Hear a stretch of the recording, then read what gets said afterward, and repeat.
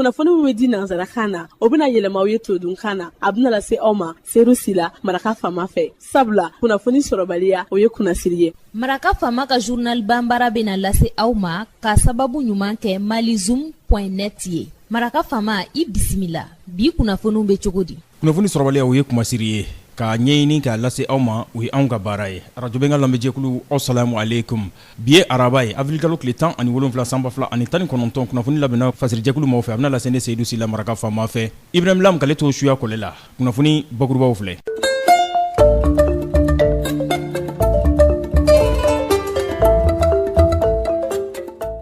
Ministère des Affaires étrangères o baarakɛlaw kunungo u ka ɲɔgɔnnajɛrɛ so o kɔnɔna na u ye ɲɔgɔn ye kɛ a tun bɛ ɲɛfɔli fɔ u ka baarabila o lahalayaw la.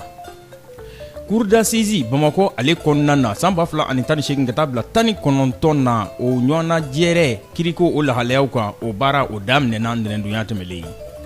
Algérie Conseil constitutionnel ɲɛma Tayeb Belaiz a ye baara bila kunungo ka sababu kɛ funu kɛra fɛnɛ kɔrɔ i n'a fɔ Bouteflika. Dɔnnibaaw kumaba olu ye nin ye minnu bɛna walawala aw ye sadani na aw ni ce maraka faama ka journal banbara a lamɛnli la.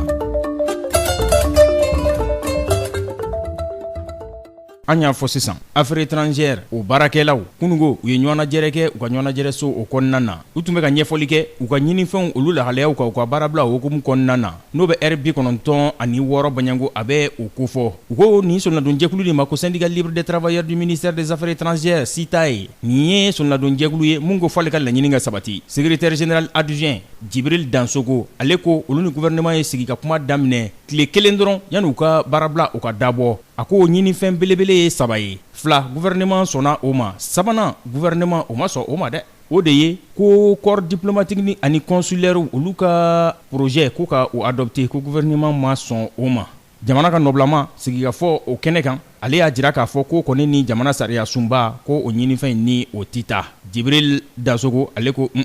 ale ma da o la dɛ. Ko sabula ko tomi yɔrɔ dɔw bɛ k'olu bɛ jɛnkɛ ni a ye u b'o ɲɔgɔn sama de la.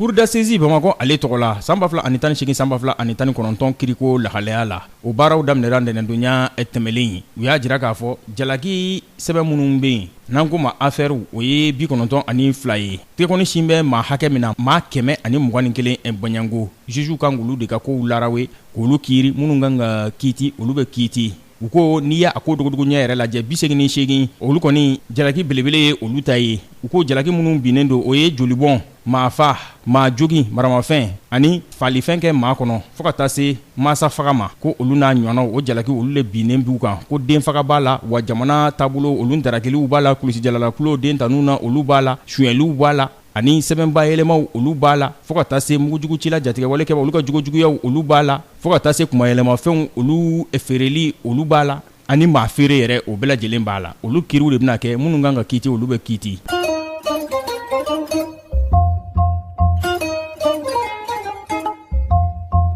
Algérie Conseil constitutionnel o ɲɛma Tayeb Belaiz funu kɛra ale fɛnɛ kɔrɔ i n'a fɔ funu kɛra Abdelaziz Bouteflika ale kɔrɔ cogo min na k'a ka wa wɛrɛ ko ninnu bɛɛ ye maasuya kelenw ye a ma ɲa kunungo a ye baarabila a ye o waleya u yɛrɛ ka jabarani jamana tɔgɔ la o de ye o laseli kɛ.